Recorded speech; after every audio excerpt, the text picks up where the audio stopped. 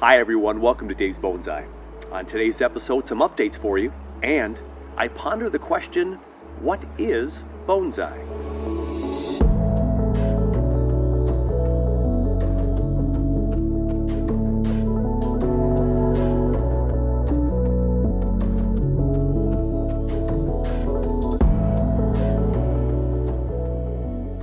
So today's show is an update show.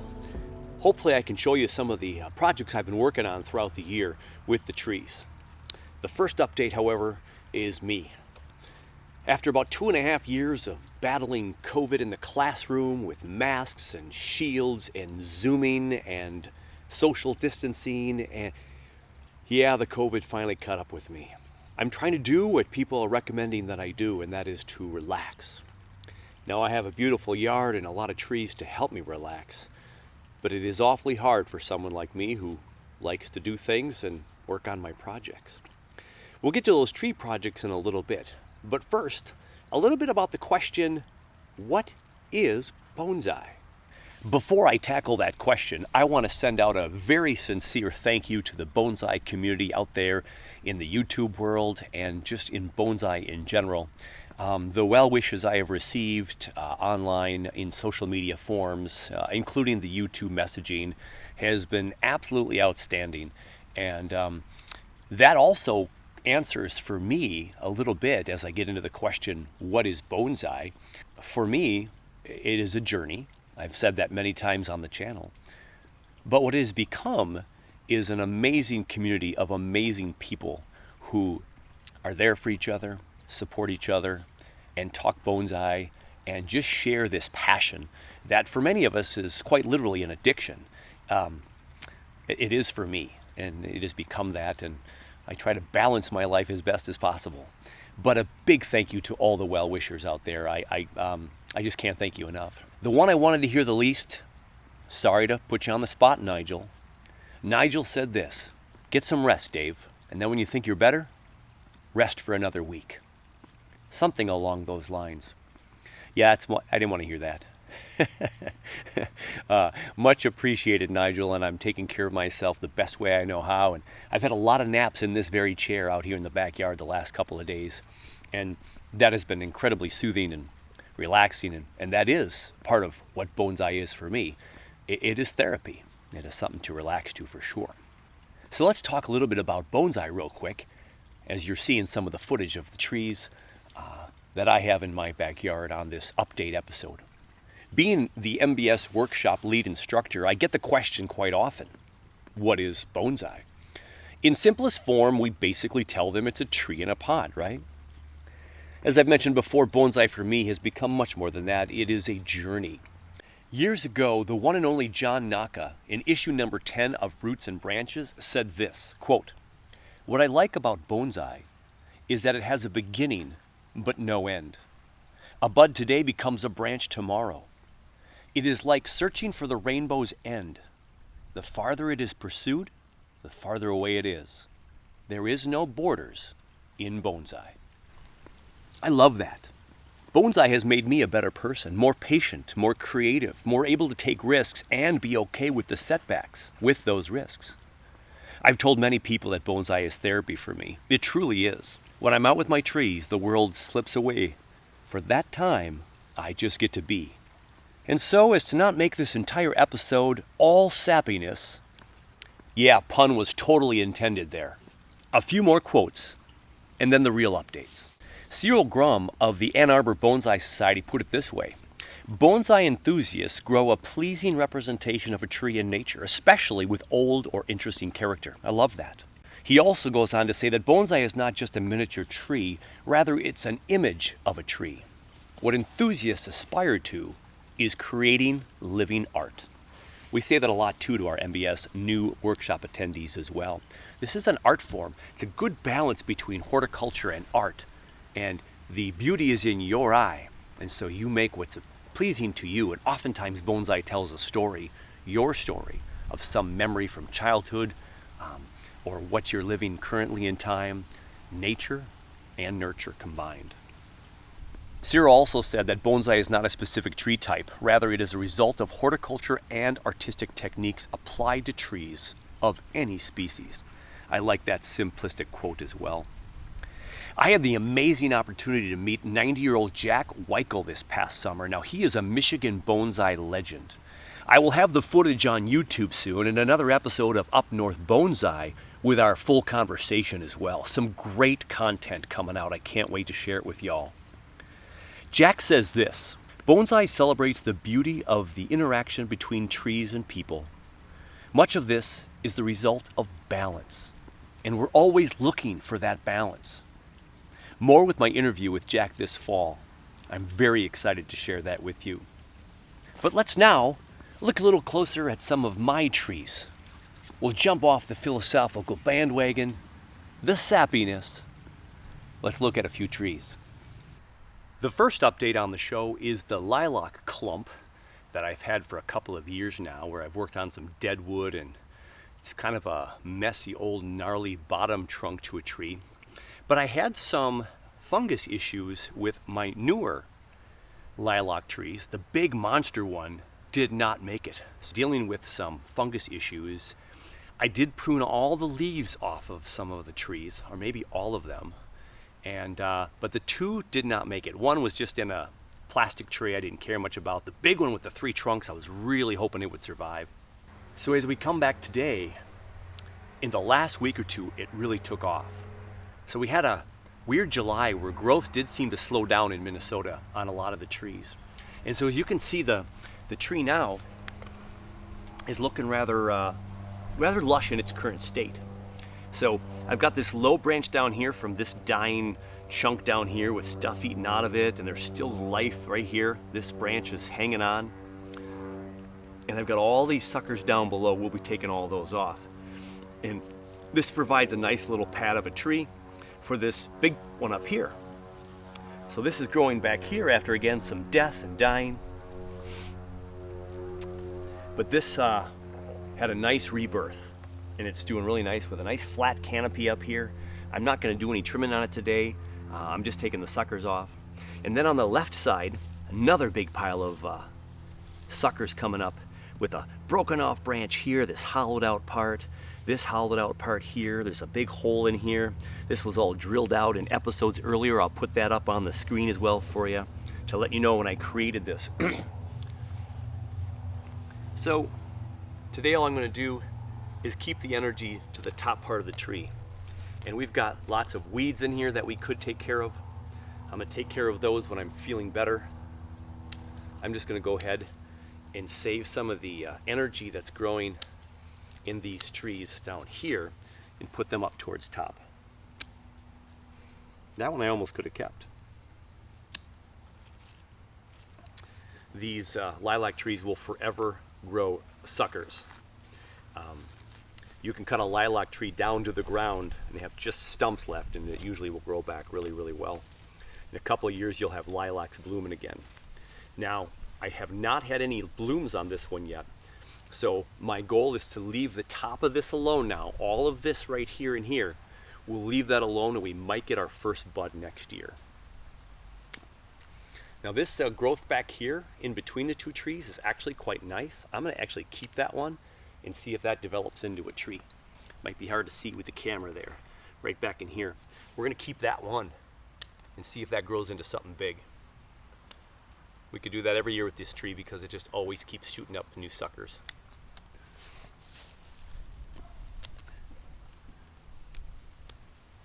So there we have it. The lilac tree update.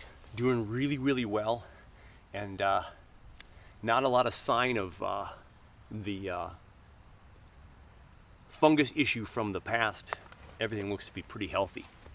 So we'll let this continue to shoot up. Hopefully next year, and then we'll get a whole bunch more back budding back here. Again, I'm not going to play with it right now. We're just going to let it go to possibly have some of our first lilac buds on this little double clump, almost like these twin clumps of lilac bushes. So there's the lilac tree. My next update is the Japanese maple. Now, when I got this beast at the nursery discount section a couple years back, 2-3 years back, I noticed, down here there's a little different discoloration, and the leaves were unique. They didn't quite look like my Japanese maple. The Acer palmatum that the label said tells me it's Japanese maple, but is it crossbred with a Minnesota type tree or a cold hardy tree because it was outside in the nursery? And are people putting this in the ground, or they put it in a pot and bringing it in every year? So it gets these great big maroon colored leaves. There's green highlights in there, some very neat colors. It hasn't bushed out a lot, but I've been, putting a lot into this. I tried a couple air layers a while back. I've chopped it a couple of times because it was much bigger. But our update is on the grafting that we did. We did a thread graft. We did 3 of them, as a matter of fact, and none of them took. Let me get you closer. So here's the tree up close, and we had a broken branch that broke off here, and I already took that one completely out. And then this one here did not take. I already took that one completely out. And I cut back this branch because it had some damage on it. We cracked the branch when it went in there. Some of you remember when you watched the show, you heard a little crack, and even though I cracked the branch, there still was a chance for plenty of energy and life to go through the tree.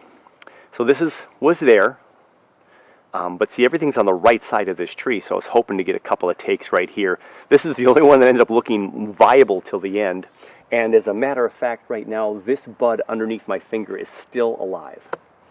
So it's pretty dead out here, but there is green cambium left. This is still alive. This could take as a graft, but then I have 4 branches on one side. I don't want that. It's too late. I'm not going to chop it anymore, but next year I'll take what everybody was recommending, and I said I would probably do myself as well, is we will chop this tree. Now we'll chop it right about here. We've got some branching down here, got a curve right here. Maybe we'll get some branching up here.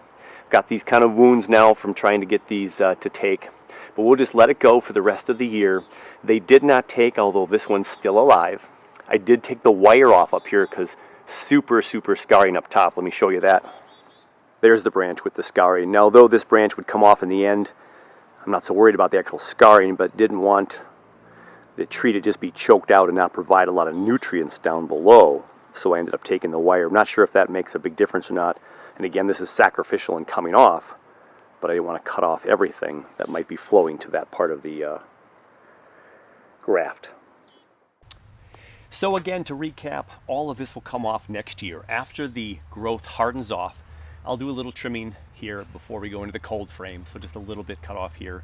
And this will all go in the cold frame. And then we'll get some new growth next year. When that new growth hardens off, we'll give this its first really big major chop. And then we'll build the tree based on these lower branches right here. Don't know if this will produce any more growth. I've got 2 internodes right here. So it's still alive, we'll see. I got this new branch right here up higher from this one, so if I just cut this off anyway, it'll be nice because we have this, and we'll hope to get stuff down here and here. That is the hope. So the thread grafts did not work on this tree, unless this one pops out a bud here in the next couple of weeks. I'm not crossing my fingers too much or holding my breath. So there is the Japanese maple update.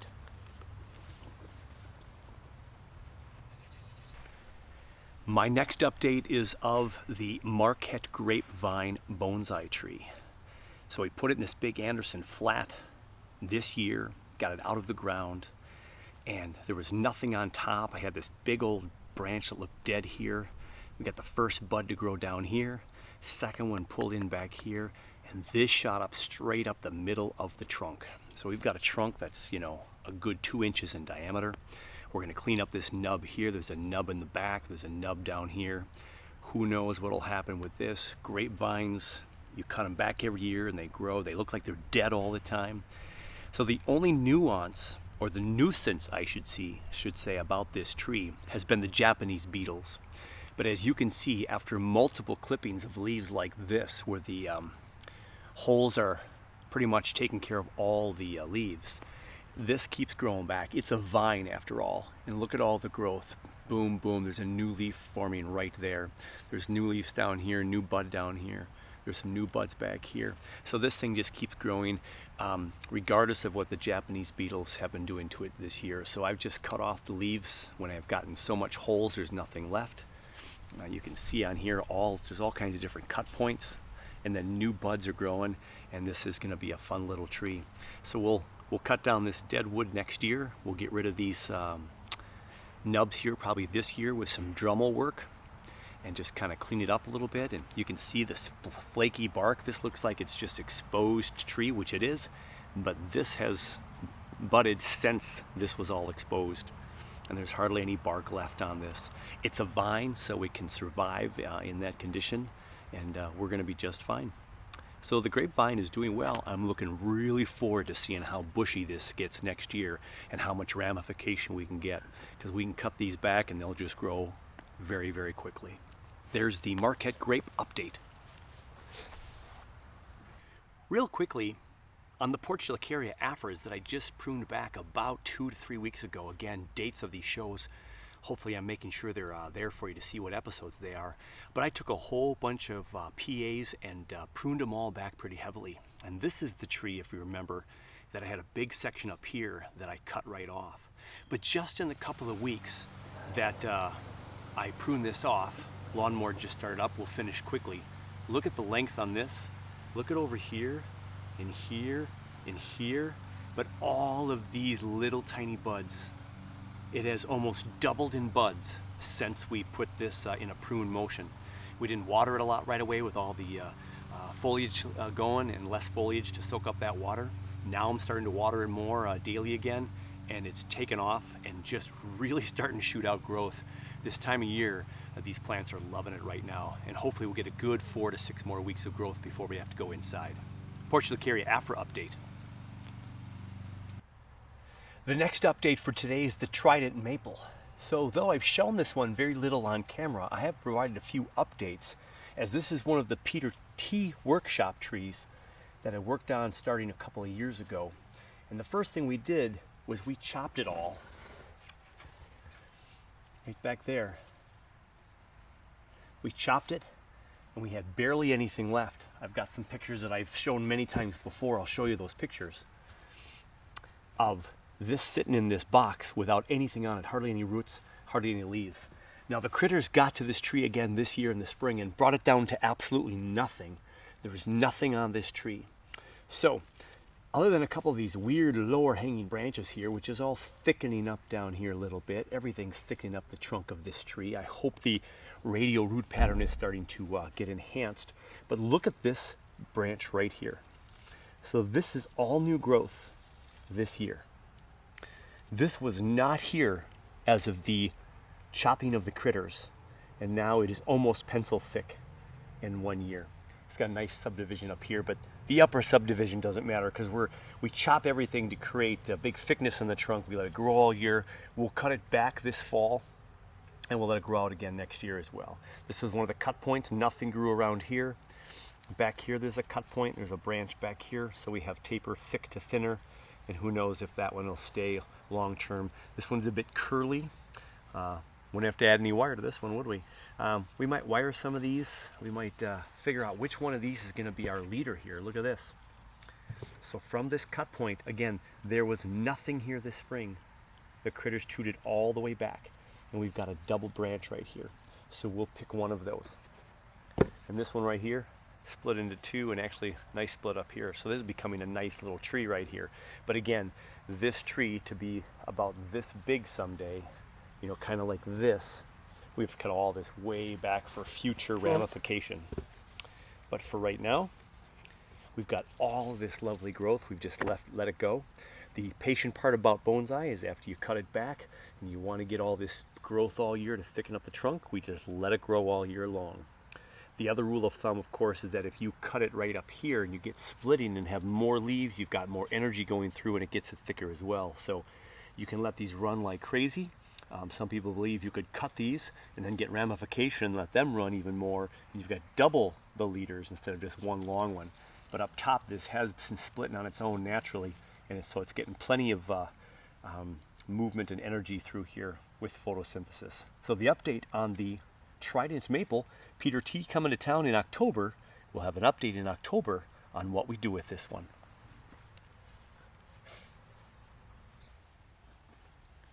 I have updates for the two Amur maples. Now the sun is in full force right now, so it's a little bit bright. But this one's so big, I can't move this by myself, even when I'm not suffering from COVID, very easily.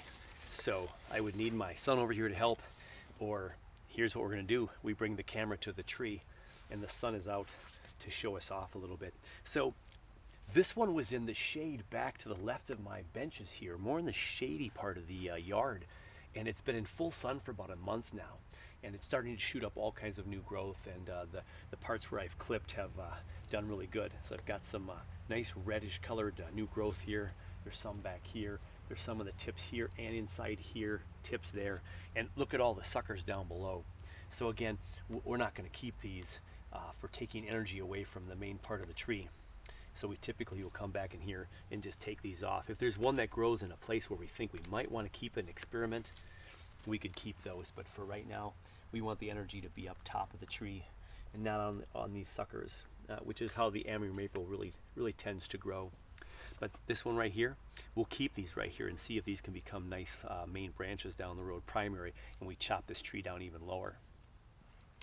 Time will tell. Now this tree has some of these hollows in here, like right in here again, and nothing looks like it's disintegrating much faster this year. And I still haven't gotten anything on here for a protective coating, so we'll have to see if we can figure out something there this fall when the growing kind of ceases and we have a resting period.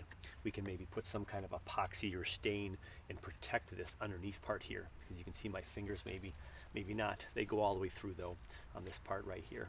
So kind of a fun feature, but who knows how long that one or even this one will survive with these holes. Time will tell. So this is the great big Amber, and it's done pretty good in the sun, but we didn't have it in the sun all summer like the other one. Let's go check out Amber number 2. That update shows quite a nice little forest starting to develop. Now Amber number 2, I did move about 3 feet to the right because this one isn't quite as heavy, and I wanted to be a little bit more in the shade for a better view of the tree. So we got the homemade pot here. Here's that little hollow section in this tree. And again, not looking too bad in here, but I will have to put some kind of dark stain in here, and maybe some epoxy, and try to make sure this inside doesn't rot out. There's another hollow section down in here. I want to make sure that that stays long term and doesn't die out. Got a little bit of a bruise right here, a damage, so I'm not sure if this part of the tree is dying out here. But this little tree has maintained really nice small leaves. So this one has been in the sun more the entire spring, and we have pruned it a couple of times. We made our chops earlier in the year on these 3 branches, and you can check out that episode as well. I'll link that one up. But this one is really looking kind of nice right now. I'm really happy with it.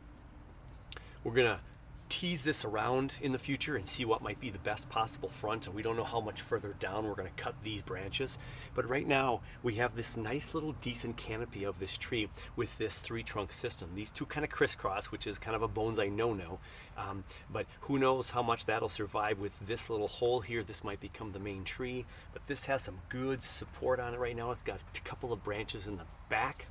It's got branches off the tip where we cut it, and it's got branches here. So we have some great branching here. Here we got some branches about 2-3 inches from the cut point, plus the one on the cut point, which will make a nice blend eventually in time if the tree's going to be humongous. But can we bring it down even further in years to come? Now, I've taken off many of suckers on these as well. These keep pushing up suckers as well, so I know we'll get more back budding like down in here. So look at this growth down here. We can chop this tree right here now and have this be the start of the tree and have some of these branches take over if we decide to do that. So it's just been a really fun tree to watch, and it's got these nice little kind of dark reddish early leaves when it comes out, kind of some redness to them. And the Japanese beetles for some reason have left these alone, unlike some of my Japanese maples. So the Amber's looking good. Can't wait to see if this puts on some fall color this year as well as the other one. But here's Amber number 2, and just a nice little tree with nice little compact leaves. And it's one of my favorite trees right now. I just like looking at this clump of 3. It really brings me much happiness right now. So the last update area for the trees today is the second bench over here on the north side of the yard. This was up top in the back there for the entire last year and this year. And this is my Blue Arrow juniper. So going back into the Blue Arrow juniper videos, this was one of my early finds. I was super excited about it. I scrunched it into way too small of a pot at first, but then finally got it into this pot, and the last couple of trimmings on it and wiring, I thought, oh, we're gonna get a real good old growth forest, kind of cathedral style tree. And with some other of my junipers this year, this one perished. This one bit the dust, and I'm not entirely sure why. So just wanted to show that there is some updates on the negative side. We all lose trees, and it has been a bummer this year, some of them that I've lost, but here's the bench and what's thriving.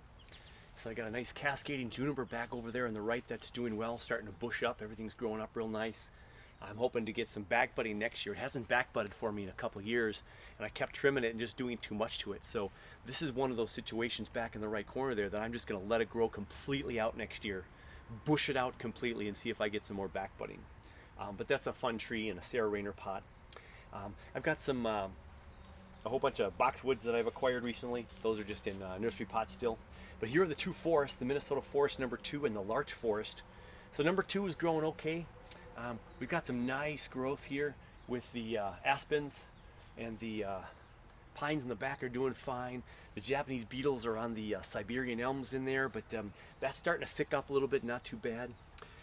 Our little lone maple in here inside the larch forest is still alive. I've cut it back a couple of times. We'll just let it get thicker and put it somewhere someday. But the 4 trees that are alive are doing really, really well.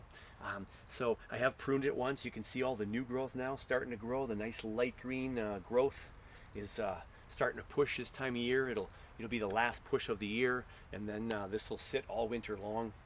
The critters have typically left this one alone, and so I'll keep it outside probably this year, but I might even wrap the bottom of these trees this year just in case the voles start to get super duper hungry. And I've got a boxwood back there that I haven't showed in a while. So this is an update on the boxwood that we put together about a year ago. Oops, oops, careful. Careful with the trees there, Dave. So this boxwood has the little peeping hole in there for some critters. We've got all kinds of buds sitting on this tree right now. No way to see it on the camera right now, but there are all kinds of super small little buds on here. So we're gonna make sure that this one stays healthy, and I can't wait to see what that one's gonna push out next year with all this new growth. All right, gotta be careful with these trees, they're sensitive. Oh my goodness. Yeah. Still a little foggy in the brain. And then that's all we have for the bench there. So things are doing well on this side, things are doing well on the big bench. We got all the other updates. The trees are enjoying the latter part of August, that's for sure. My neighbor did a little lawn mowing moments ago, so I had to stop the filming and save the end part towards later. So I went inside and I rested a little bit, but I also put some footage on the computer just to see how things were looking so far, and the rest helped me a little bit. But I think it's time for a more serious rest here in a moment. But the update is there.